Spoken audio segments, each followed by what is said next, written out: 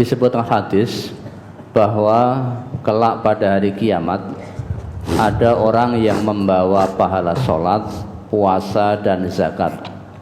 Namun ketika di dunia dia telah mencaci dan menuduh orang lain, makan harta, menumpahkan darah dan memukul orang lain tanpa hak, maka orang-orang itu akan diberi pahala dari kebaikan-kebaikannya.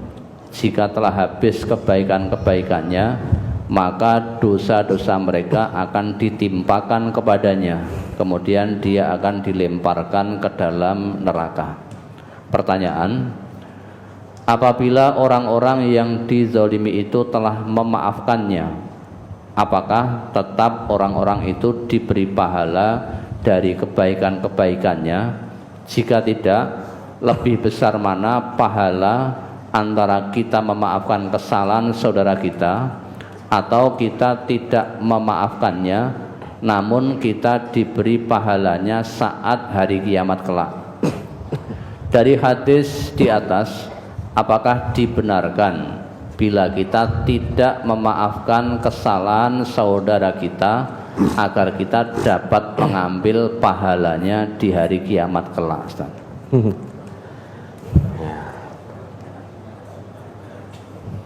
Hamba Allah yang beriman itu dididik oleh Allah, diajar oleh Rasulullah, dididik oleh Rasulullah untuk menghilangkan dendam.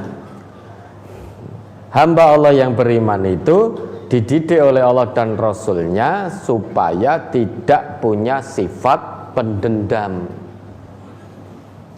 Makanya oleh Allah, salah satu syarat menjadi hambanya yang bertakwa, wal afina anin nas, kriteria yang menjadi salah satu syarat ketakwaan di sisi Allah itu ternyata salah satunya menjadi orang pemaaf, mudah memaafkan kesalahan orang lain. Bahkan sebelum orang itu minta maaf, sudah dia maafkan. Itu syarat untuk menjadi hamba Allah yang bertakwa. Ternyata tidak mudah menjadi pemaaf. Kalau pemaaf itu bisa dilakukan oleh semua manusia, niscaya tidak menjadi syarat ketakwaan. Yang bisa menjadi pemaaf itu hanya hamba-hamba Allah yang sangat spesial di sisi Allah, hamba Allah yang sangat istimewa di sisi Allah. Siapa itu hambanya yang bertakwa? Hanya orang-orang yang bertakwa yang bisa menjadi pemaaf. Selain hamba Allah yang bertakwa, dia tidak akan bisa menjadi pemaaf. Dia akan sangat sulit memaafkan orang lain. Tapi bagi hamba Allah yang bertakwa, mudah sekali dia memaafkan. Bahkan sebelum orang itu minta maaf, sudah dimaafkan. Kenapa? Karena dia ingin mendapatkan pahala kebaikan di sisi Allah. Kata Allah, faman afa wa aslaha fa ajruhu 'ala Allah. Coba diingat kembali itu Quran surat Asy-Syura ya, ayat 40 atau berapa itu? Surat Asy-Syura nomor 42 ayat 40. Wa jazaa'u sayyi'atin sayyi'atum misluha faman 'afa wa aslaha fa ajruhu 'ala Allah innahu la yuhibbudz dzalimin. Dan balasan suatu kejahatan adalah kejahatan yang serupa. Maka barang siapa memaafkan dan berbuat baik, maka pahalanya atas tanggungan Allah. Sesungguhnya dia tidak menyukai orang-orang yang zalim. Ada notnya enggak? Yang dimaksud berbuat baik di sini ialah berbuat baik kepada orang yang berbuat jahat kepadanya. Ya ada. Ada orang yang memfitnah kita misalkan. Perintah Allah Jangan balas keburukan dengan keburukan, tetapi idfa' billati hiya ahsan. Balas keburukan itu dengan kebaikan. Ada orang yang memfitnah kita, karena kita sangat mendambakan ketakwaan di sisi Allah, kita balas fitnah itu dengan mendoakan kebaikan untuk orang yang memfitnah kita. Kita balas dengan memaafkan, meski yang memfitnah kita belum minta maaf. Terlepas yang memfitnah tidak minta maaf, itu urusannya dengan Allah. Kita ingin menjadi pemaaf, karena salah satu poin menjadi hamba Allah yang bertakwa adalah pemaaf. Dan memaafkan hanya bisa dilakukan oleh orang yang sangat istimewa di sisi Allah, yaitu orang yang bertakwa. Faman afa wa aslaha. Oh, ternyata menurut Allah di ayat ini, orang yang memaafkan itu ternyata dia orang muslih. Faman afa wa aslaha. Aslaha yuslihu fa huwa muslih. Jadi orang yang pemaaf itu ternyata orang muslih di sisi Allah. Orang yang suka berbuat kebaikan dan kebajikan. Kita ini selain diperintah oleh Allah menjadi hambanya yang soleh, juga diperintah oleh Allah menjadi hambanya yang muslih.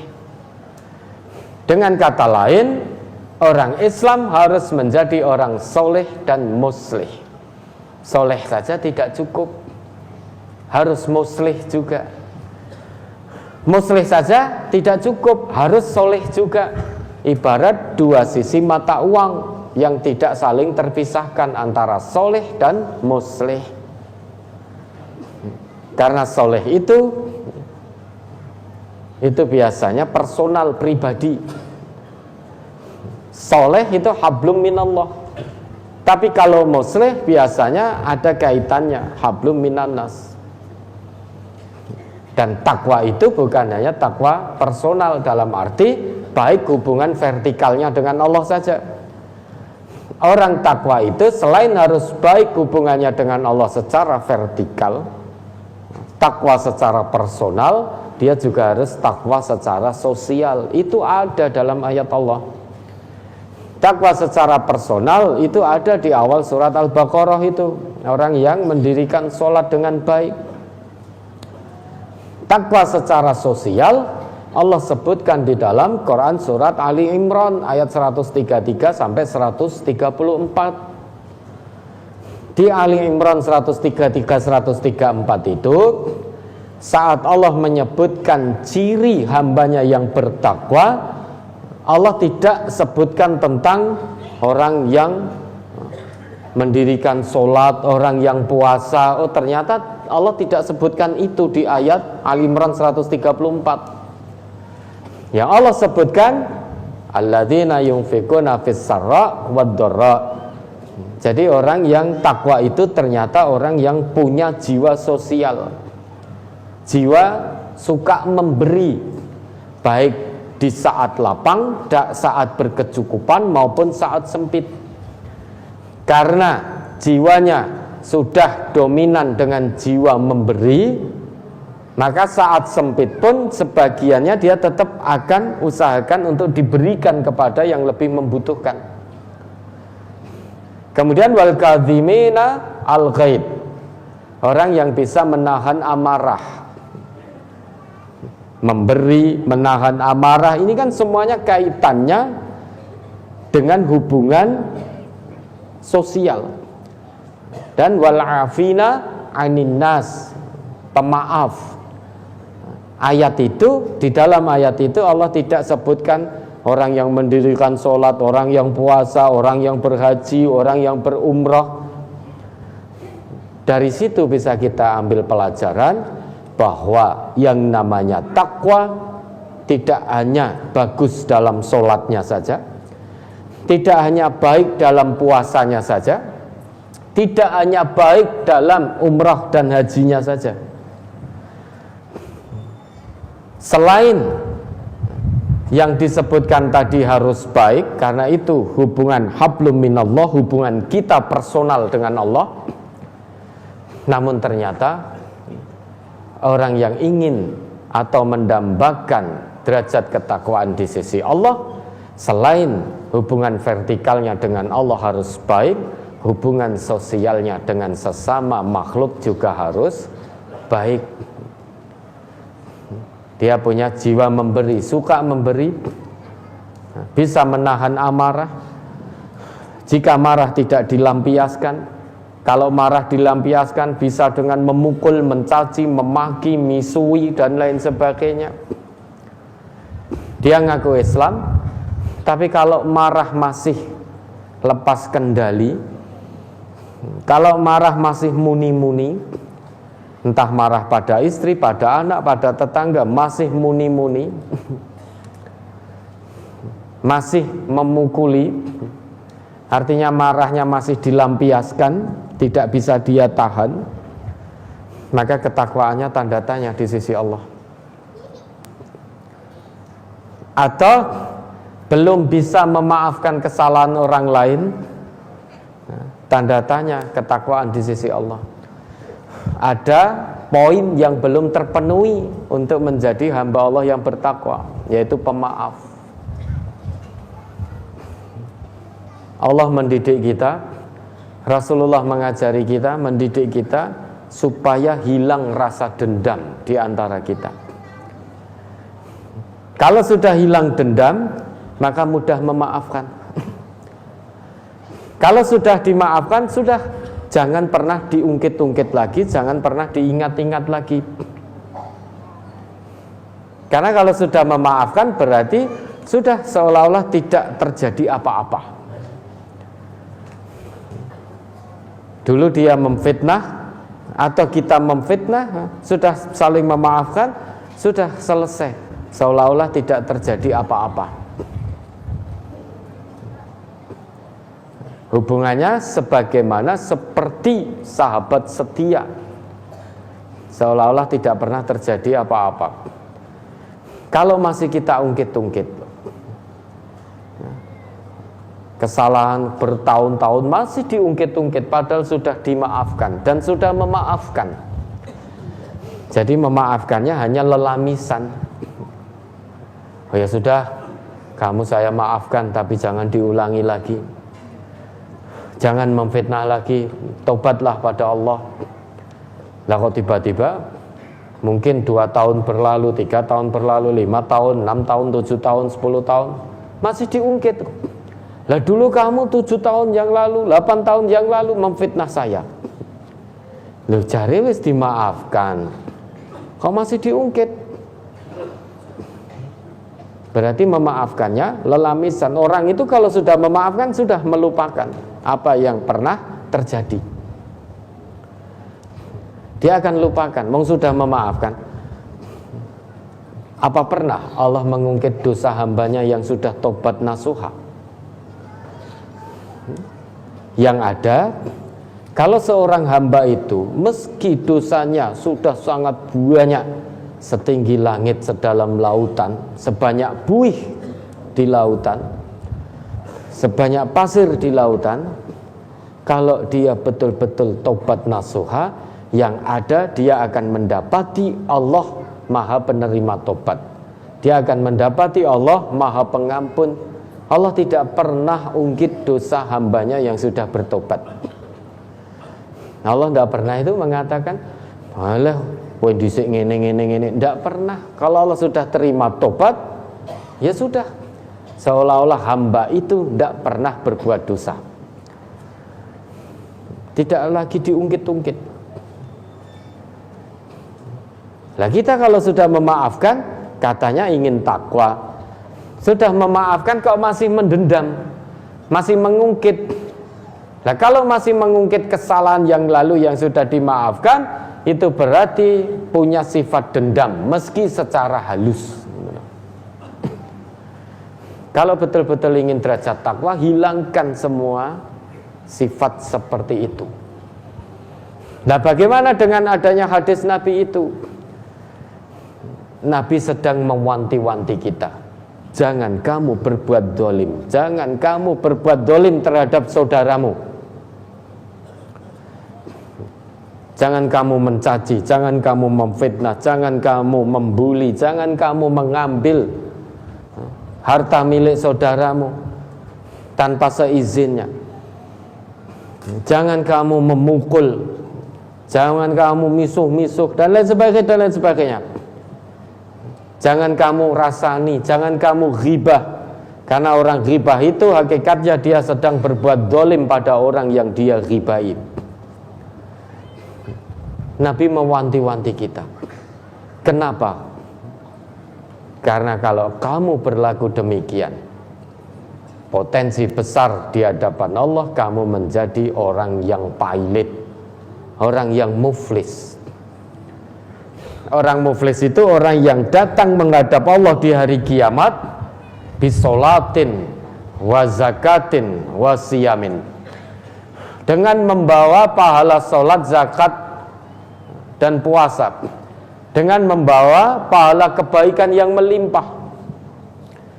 Tetapi selain itu, wa ya'ti qad syatama hada, dia juga membawa dosa, mencaci ini, mencaci fulan, menghina fulan. Wa qadzafa hada, dia juga datang menghadap Allah dengan membawa dosa fitnah, memfitnah A, memfitnah B dan seterusnya, tanpa bertobat. Wa akala mala hada, dia juga datang kepada Allah dengan membawa dosa memakan harta orang lain, dosa korupsi, dosa mencuri. Wa safaka dama hada, dia juga membawa dosa telah menumpahkan darah orang lain, mungkin membunuh orang lain dan menumpahkan darah orang lain. Wa daraba hada, dia juga datang kepada Allah dengan membawa dosa memukul orang lain. Memukul di sini bisa berarti memukul secara lahir atau menimpakan keburukan, menimpakan madarat, memberikan tekanan pada orang lain, tekanan negatif, sehingga membuat susah orang lain. Maka fayu'ta hadza min hasanatihi wa hadza min hasanatihi, kebaikan orang yang berbuat dolim akan diambil oleh Allah kemudian diberikan pada orang yang didolimi. Nah, hadis ini bukan berarti sedang mengajari kita untuk menjadi pendendam, bukan. Oh, nek ngono wes fulan memfitnah saya, ora arep tak maafkan, engko tak tagih ning akhirat. Sedangkan Allah perintahkan untuk kita fastabiqul khairat, berlomba dalam kebaikan.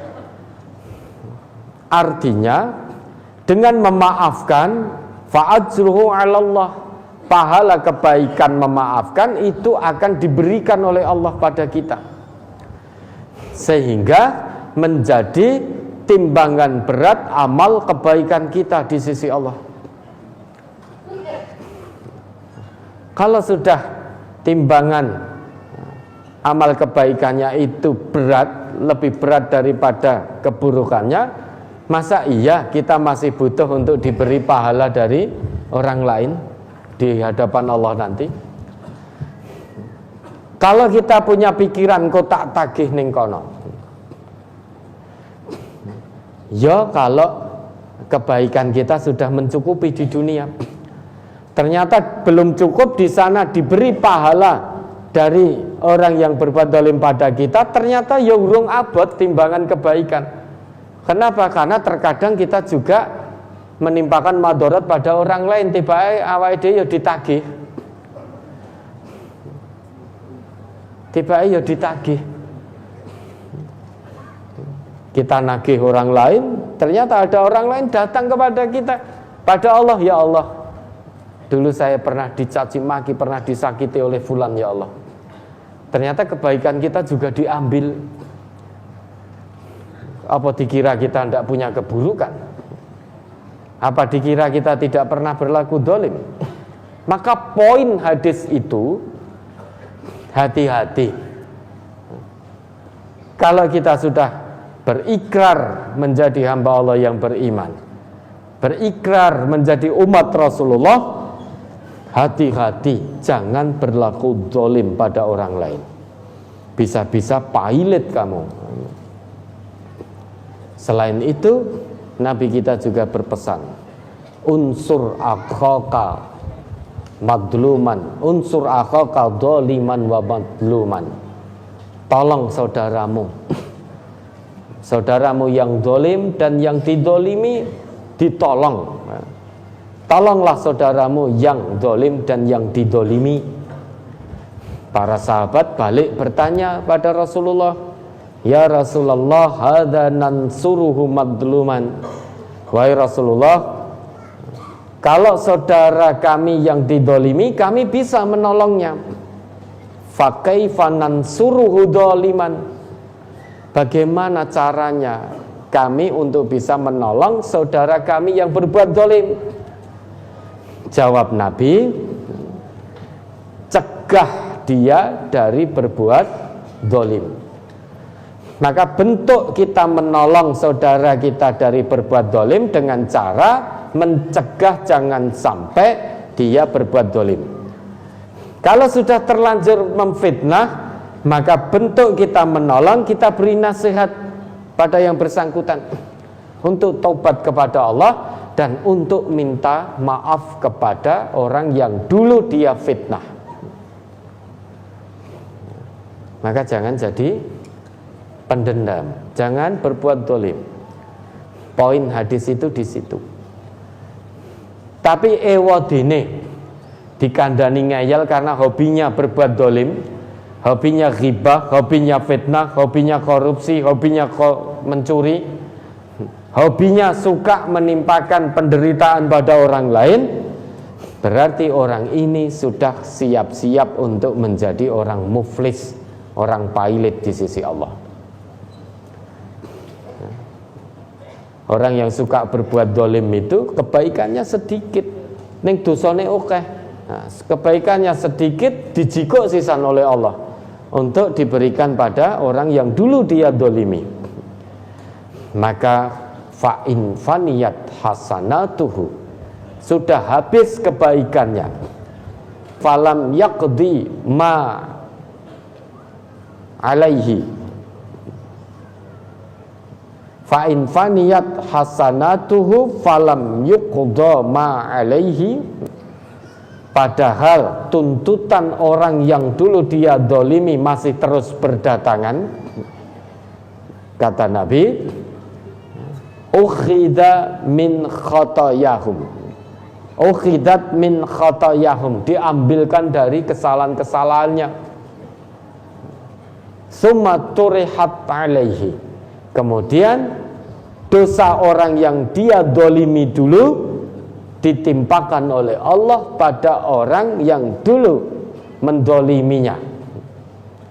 Karena kebaikan orang yang mendolimi sudah habis, tetapi tuntutan orang masih berdatangan. Maka dosanya orang-orang tadi diambil oleh Allah, kemudian diberikan pada orang yang berbuat dolim. Kalau itu yang terjadi, summa turiha finnar, lempar dia ke dalam neraka. Habis sudah kebaikannya, malah nambah dosa nih. Loh, katanya wala taziru waziratu wizra ukhra. Iya, itu ketika di dunia ini. Kalau di akhirat di hadapan Allah yang maha adil, yang mau mengambil dosa atau mengambil pahala orang yang dolim dan mengambil dosa orang yang didolimi tadi, itu Allah. Maka itu kewenangan mutlak ada pada Allah. Maka hati-hati, jangan jadi pendendam dan jangan suka berbuat dolim. Nah, kalau kita punya kesalahan kemudian sudah dimaafkan, ya sudah selesai, sampai di hadapan Allah sudah tidak dimas'ul lagi, karena sudah dimaafkan oleh orang yang kita salahi.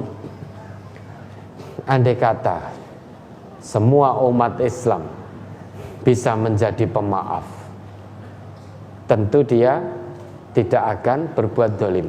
Orang yang pemaaf, dia tidak akan berlaku dolim pada orang lain. Kenapa? Orang pemaaf itu orang yang bertakwa di sisi Allah. Orang yang bertakwa mustahil mendolimi orang lain, mustahil. Maka pemaaf identik dengan takwa. Orang takwa mustahil berbuat dolim pada orang lain. Andai kata semua muslim itu menjadi pemaaf, hilang kedoliman itu. Karena bertakwa pada Allah. Orang takwa itu tidak akan berbuat dolim, tidak mudah-mudah mendolimi saudaranya. Kenapa? Karena kedoliman itu amat dibenci oleh Allah. Allah tidak cinta, Allah tidak suka pada hambanya yang berbuat dolim. Ya, ada lagi.